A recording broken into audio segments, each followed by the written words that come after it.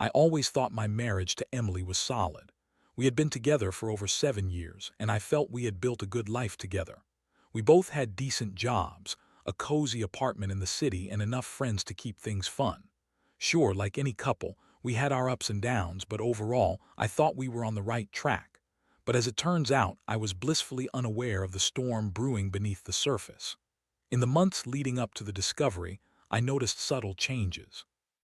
Emily, who used to be a homebody, started going out more often.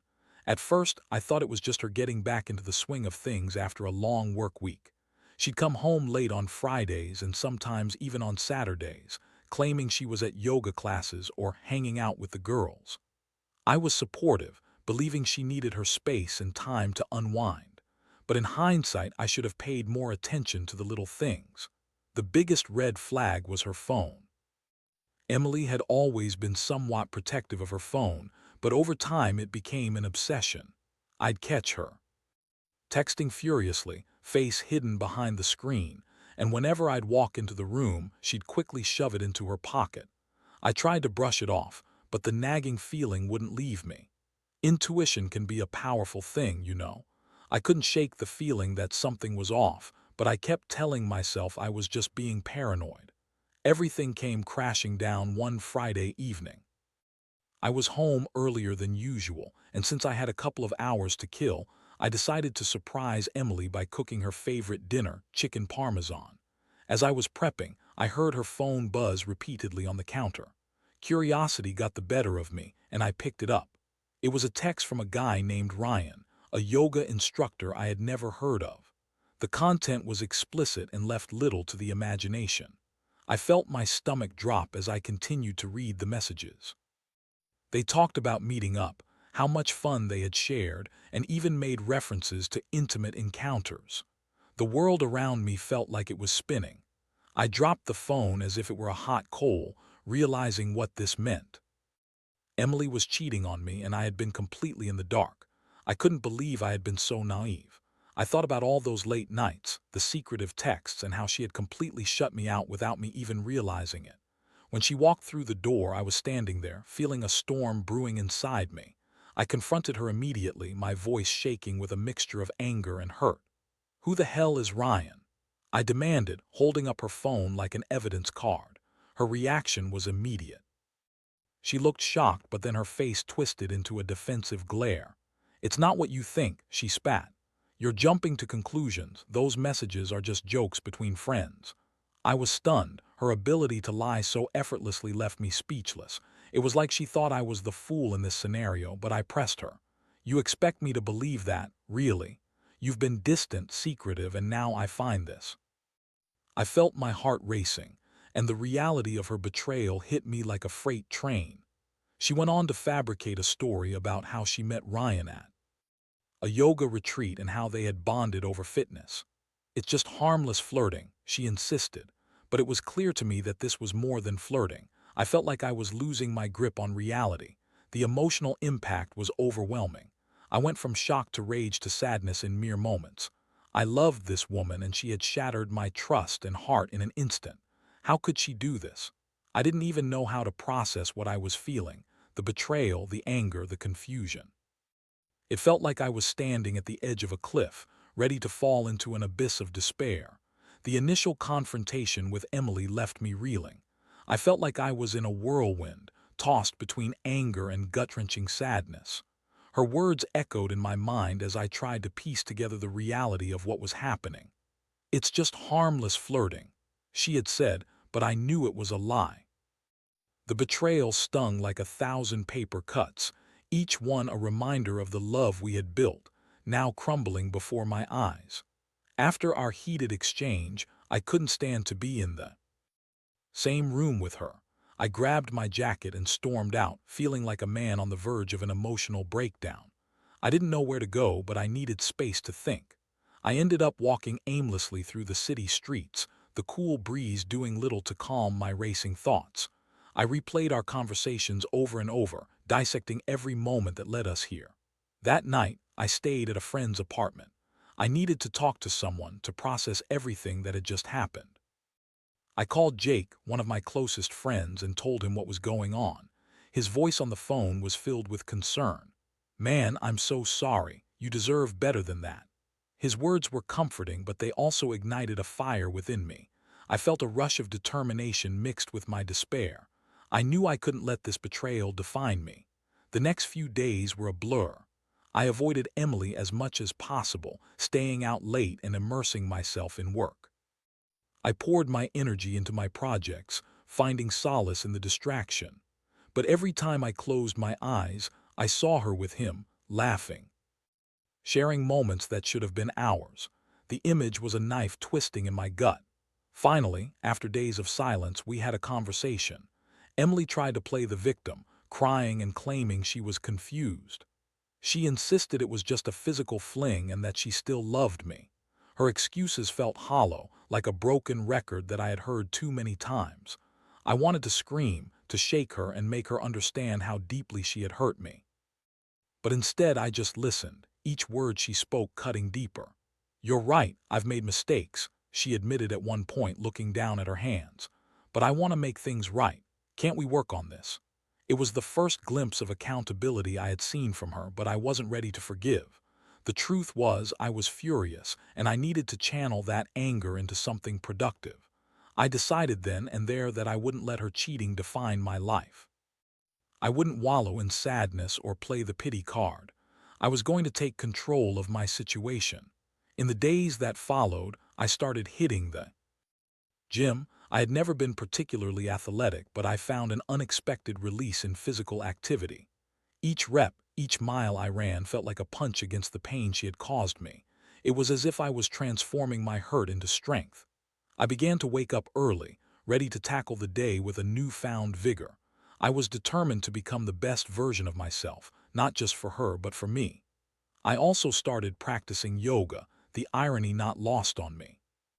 I signed up for classes at a nearby studio and found myself surrounded by people who were there for self-improvement, not just physical appearance. As I stretched and breathed through the poses, I focused on letting go of my anger and resentment. Each session became a ritual of release, helping me reclaim my sense of self. Emily, on the other hand, was becoming desperate. She would text me late at night, begging for a chance to talk. I ignored her messages, choosing to surround myself with supportive friends and keeping my distance from her manipulations. I realized that I was entering a new phase of my life, one without her constant presence. But I wasn't done confronting the situation. I knew I needed to make Emily understand the magnitude of her actions. I decided to execute a plan that would shake her out of her delusion of control and show her that I was no longer the man she could take for granted. It was time for revenge, not in a vindictive way, but in a manner that would reinforce my self-worth and demonstrate that I would not be a victim of her betrayal. The transformation I was going through was empowering, and it only fueled my resolve to ensure that I would emerge stronger from this ordeal. I began to plot my next steps, wanting Emily to see the consequences of her choices. I was done being the wounded husband. The new me was ready to take a stand. As I dove deeper into my self-improvement journey, I realized that it wasn't enough just to transform myself physically and mentally. I needed to ensure that Emily felt the consequences of her actions. I started to think about how to make her understand the gravity of what she had done, not out of spite, but as a way to reclaim my power. I wanted her to realize the loss of what she had taken for granted and to question her choices. My plan began to take shape after a few weeks of dedicated workouts, yoga sessions, and self-reflection.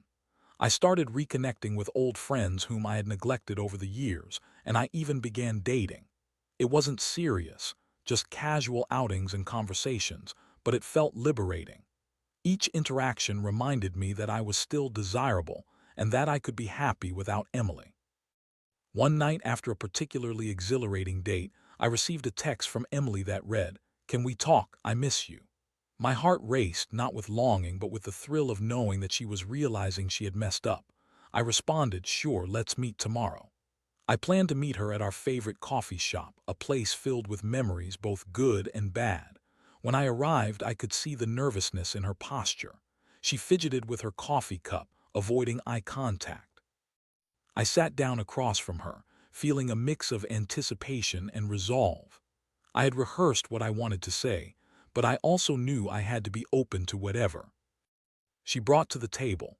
"Ryan is just a mistake," she started, her voice shaky. I was feeling lost, and I thought I could find myself through him. Her eyes welled with tears, but I remained stoic, refusing to let her emotional manipulation pull me back in. "Emily, I've been doing a lot of thinking," I said, my tone steady. "You say you were lost, but what about me? I was right in front of you and you chose to cheat. You made that choice and it hurt me deeply." She attempted to interrupt, but I held up my hand, continuing, "It's not about me forgiving you or even considering the possibility of us getting back together. I've transformed myself in ways you wouldn't believe. I'm stronger and more focused than I've ever been. I'm moving forward, and I want you to know that I'm not the same guy you once took for granted." Her expression shifted from guilt to anger. "You think you can just replace me? You think this is easy for me?" "Honestly, I don't care how it feels for you right now," I replied, feeling a rush of confidence. "I'm not here to comfort you. You made choices that had consequences, and I'm embracing my new life without you. It's time for you to reflect on what you've lost." The silence that followed was thick with tension. I could see the realization dawning on her face, and for the first time I felt a sense of satisfaction. I wasn't just a pawn in her game. I was taking charge of my own narrative. We parted ways that day without any resolution. I left the cafe feeling an exhilarating sense of freedom. It was clear that Emily struggled with the consequences of her actions. She texted me a few times afterward, but I continued to ignore her pleas. I was done playing nice. Over the next few weeks, I fully committed to my new lifestyle. I began attending workshops on self-development and even started reading books about personal growth. I became invested in my health, experimenting with new diets and pushing myself harder at the gym. I felt like a new person and I wanted to keep evolving. I also took up a new hobby, rock climbing. The adrenaline rush of scaling walls and conquering my fears became a metaphor for my journey. I realized that I was no longer defined by my past or by Emily's betrayal. I was forging my own path, one where I could find my true self and reclaim my happiness. But during this transformation, I couldn't ignore the emotional scars that remained. There were moments when the weight of the betrayal would creep back in, and I would find myself reflecting on our years together. I questioned if it was ever real, if I was ever truly loved, or if I had just been a convenience for her. It was a painful introspection, but each time I confronted the hurt, it felt like another step toward healing. In the midst of this personal growth, I also began plotting a final act that would cement my newfound strength and help me move on completely. I decided to host a party for my closest friends, a celebration of my transformation. I wanted to showcase not just my physical changes, but also my emotional resilience. I hoped it would send a message to Emily and anyone else who doubted my strength. I planned the event meticulously, arranging for food, drinks, and a space that felt warm and inviting. As the day approached, I felt a mixture of excitement and nervousness. This was my moment to shine, to show everyone, including Emily, that I was moving forward and thriving without her. The evening of the party arrived, and I was buzzing with anticipation. My apartment was transformed into a gathering space filled with laughter, good food, and the energetic vibe of supportive friends. The atmosphere was electric, filled with a sense of camaraderie and shared joy. I had put a lot of effort into making this night special, and it felt like a celebration of my rebirth. As the guests began to arrive, I felt a wave of gratitude wash over me. Friends I hadn't seen in years came by, and it was heartwarming to reconnect with them. Each hug, each laugh was a reminder that I wasn't alone in this journey. I had people who cared about me, who saw my worth, and who would support me no matter what. Emily showed up unexpectedly about an hour into the party. I had half expected her to crash the event, but seeing her in person jolted me. She looked beautiful but also vulnerable, hovering at the edge of the crowd. I could see the uncertainty in her eyes as she scanned the room, searching for me. My heart raced, but I reminded myself of the strength I had built over these past weeks. I wasn't going to let her presence derail me. I greeted her with a calmness I didn't quite feel. "Emily," I said, forcing a smile, "you made it." She smiled back, but the tension was palpable. "I thought I'd stop by and see how you're doing," she replied, her voice a bit shaky. "This looks amazing." "Thanks," I said, trying to keep the conversation light. "We're just celebrating some good times and new beginnings." Her expression changed slightly at the mention of new beginnings. I could see her processing the implications of my words. I had no intention of letting her in too deeply. I wanted her to feel the shift, to understand that I was no longer the man she could manipulate. As the night progressed, the energy in the room heightened. Music played in the background, laughter echoed, and I moved through the crowd, talking to friends and enjoying their company. But every so often I caught glimpses of Emily standing apart, observing me. I noticed how she engaged with a few of my friends, trying to fit in but failing to mask her discomfort. It was a striking contrast to the vibrant atmosphere of the party, and I realized it was a reflection of her internal struggle. Then, as I was in the middle of a conversation, I saw her approach me again. "Can we talk?" she asked, her voice barely above a whisper. "Sure," I replied, leading her to a quieter corner of the room. The noise faded to a dull murmur and we stood facing each other. "What's on your mind?" She hesitated, looking down at her hands. "I hate seeing you like this, so happy without me. It makes me question everything," she admitted, her voice laced with vulnerability. "I didn't realize how much you meant to me until I saw you thriving." I had to suppress a smirk. "You had your chance, Emily. You chose to throw it away for a fling. I'm not going to sit here and let you manipulate me into feeling guilty for moving on."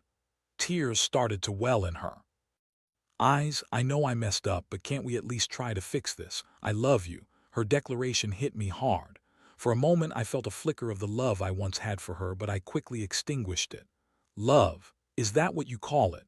Because from where I'm standing, love doesn't involve cheating. You had your chance and you blew it." The look of hurt in her eyes was almost too much to bear. But I reminded myself that I couldn't let my pity for her overshadow the journey I had undertaken. I had to stand firm in my resolve, for my sanity and for my future. "I just want you to understand that I'm done being the person you can walk all over," I continued. "I'm moving forward with my life, and you need to figure out yours. If you want any chance of regaining my trust, it has to start with respecting my boundaries." The room was silent as she absorbed my words. I could see her processing the situation, the reality settling in. "I'll give you space," she finally said, her voice trembling. "I just hope you'll still think of me sometimes." I nodded but didn't commit to anything. "I need to focus on me right now. I hope you can understand that." With that, she stepped back, the hurt evident on her face. I returned to the party, but I couldn't shake the lingering emotions from our conversation. It felt like a bittersweet victory. So much had changed, yet the scars of betrayal were still fresh. As I mingled with my friends, I found myself reflecting on what I had learned from this experience. I had transformed not just physically, but emotionally and mentally. I had reclaimed my power, and though I had moments of weakness, I felt more resilient than ever. I vowed to continue this journey of self-discovery, to focus on what truly mattered: my happiness, my goals, and my newfound strength. The night wore on, filled with laughter and joy, and I realized that I was finally on the path to healing. I was no longer that broken man who had been cheated on. I was becoming someone new, someone worthy of love and respect. I had turned my pain into power, and it felt exhilarating. The party ended on a high note, with friends lingering long after the last plate had been cleared. I could feel the warmth of their support wrapping around me like a cozy blanket. For the first time in a long while, I felt truly happy. I had taken control of my life, and no matter what happened with Emily, I was moving forward. In the days that followed, I continued to focus on my growth. I dove headfirst into my hobbies, spending time at the climbing gym, attending yoga classes, and even joining a local running club. Each new experience reinforced my commitment to a healthier lifestyle and a more fulfilling life. I felt lighter, not just physically, but emotionally. However, Emily's presence was still a shadow over my newfound joy. She kept reaching out, sending texts that oscillated between apologies and desperation. I ignored most of them, but one message stood out. Can we meet one last time? I need to talk. My curiosity piqued, but I was wary. I didn't want to slip back into old patterns or allow her to manipulate me again. After some deliberation, I agreed to meet at a nearby park. It felt like a neutral ground, one that offered an opportunity for closure. As I arrived, I found her sitting on a bench, fiddling with her phone nervously. When she saw me, her face lit up with hope, but I could see the anxiety swirling in her expression. "Thanks for meeting me," she said, her voice soft. "I wanted to talk about everything, to explain myself better." I took a deep breath, preparing for whatever she was about to throw my way. "Go ahead," I said, trying to keep my tone neutral. "I've been doing a lot of thinking," she began, her eyes searching mine for understanding. "I've realized that my actions were selfish. I took you for granted, and I let my insecurities lead to my decisions. I thought I could find fulfillment elsewhere, but I was wrong. I miss you." Her words rolled off her tongue like syrup, and for a moment I felt the old pangs of affection trying to resurface. But I reminded myself of the pain she had caused and how much I had worked to rise above it. "I appreciate your honesty, Emily, but it's hard to accept any of this after what happened," I replied, my voice steady. "You made a choice that hurt me, and I'm still processing that. I'm not sure we can go back to what we had." She nodded, tears welling in her eyes again. "I know. I just want you to know how truly sorry I am. I thought I could find happiness outside of our marriage, but I was wrong. You were my anchor, and I lost sight of that." The sincerity in her voice was striking, but I couldn't forget the heartache that lay beneath her words. "I'm glad you're realizing this, but it doesn't change what you did. I've been on a journey of self-discovery and growth since we separated. I've learned to be stronger, to reclaim my happiness." A flicker of something like admiration crossed her face. "I can see that. You look different, stronger. It's inspiring." Her compliment made me feel good. I had worked hard to transform myself, but it also made me wary. Was she genuinely proud of me, or was it just another ploy to reel me back in? "What do you want from this conversation?" I asked, cutting through the emotional fog. "Are you hoping to get back together? Because I need you to understand that I'm not ready for that."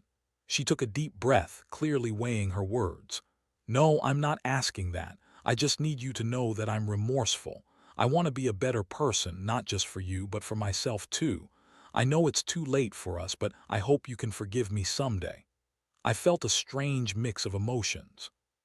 Part of me wanted to rush back into her arms, to slip into the familiarity of our relationship, but the larger part of me knew better. Forgiveness isn't something I can offer right now. I need to focus on my own healing, and that means letting go of our past. Her face fell, and I could see the heartbreak etched in her features. "I understand. I just hope you can find happiness, even if it's without me." We sat in silence for a moment, the weight of our shared memories hanging heavy in the air. I wanted to be angry, to unleash the fury I felt, but instead, I found myself feeling a deep sadness for what we had lost. Finally, I stood up.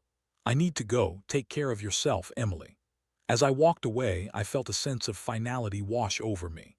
I had closed a chapter in my life, one that had been filled with both love and betrayal. I had faced Emily, not as the broken man she once knew, but as someone who had grown stronger and wiser through the pain. That night, I reflected on our conversation, recognizing it as a significant milestone in my healing process. I felt liberated, knowing that I was moving forward without the burden of guilt or regret. I was ready to embrace whatever came next, fully committed to my journey of self-discovery. With each passing day, I felt more empowered. I had taken control of my life, choosing to focus on my happiness and growth.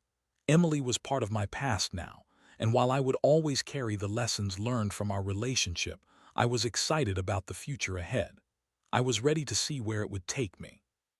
The days that followed my conversation with Emily felt different.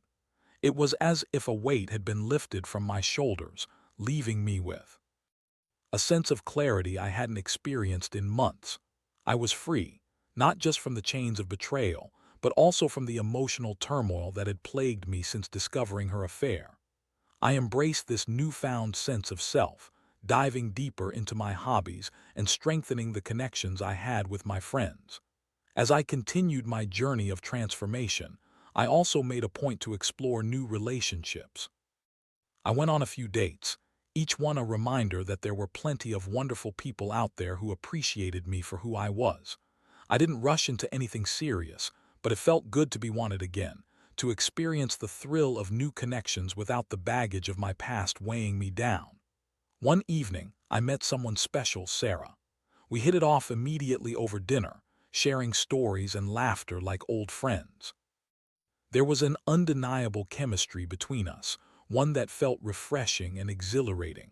For the first time in a long while, I felt like I could truly connect with someone without the shadows of my past looming over me. As we spent more time together, I found myself opening up. I shared my journey, the pain of infidelity and the strength I had gained from it. Sarah listened intently, never judging, but instead offering encouragement and support. She appreciated my vulnerability and understood the importance of moving forward. With her, I felt safe to be myself, and that was a gift I never thought I'd find again so soon after my ordeal. One night, while we were watching the sunset by the river, I realized how far I had come. The sky was painted with vibrant hues of orange and pink, a perfect reflection of the warmth I felt inside. I looked at Sarah, her laughter echoing in my ears, and I knew I had made the right choice in focusing on myself rather than dwelling on the past. As the weeks slipped by, I kept reflecting on my journey, how I had transformed from a heartbroken man to someone who embraced life with a renewed sense of purpose. I had let go of the anger and bitterness that had threatened to consume me, and instead, I chose to cultivate happiness and strength. And while I would always carry the scars of betrayal, I viewed them as a testament to my resilience. They were reminders that I had endured, learned, and ultimately emerged stronger. I had learned the hard way that love should never come at the cost of self-respect, and I was determined to never forget that lesson. Eventually, I decided to reach out to Emily one last time, not to rekindle anything, but simply to offer closure. I sent her a message saying that I hoped she was doing well and that I had found a way to move forward in my life. I wanted her to know that I had forgiven her, not for her sake but for my own peace of mind. Her response was heartfelt, filled with gratitude for my maturity and understanding. She acknowledged her mistakes and expressed her hope that we could both find happiness, even if it was in separate lives. It was a bittersweet moment, but I felt a sense of relief, knowing that I had fully closed that chapter. As I embarked on this new phase of my life with Sarah, I felt a sense of excitement and hope that I hadn't experienced in a long time. I was ready to explore love again, but this time with lessons learned. I would approach relationships with open eyes, ensuring that I never lost sight of my worth again. Looking back on everything, I could see that my journey was not just about heartbreak and betrayal. It was about growth, resilience, and the power of self-love. I had transformed my pain into strength and emerged from the experience with a better understanding of who I was and what I wanted in life. I realized now that life was a continuous journey, one where self-discovery and healing were essential to finding true happiness. I felt ready to embrace whatever the future held, confident in my ability to navigate its challenges. This was my story, a tale of betrayal, but more importantly, a tale of redemption, growth, and the unwavering strength that lies within us all.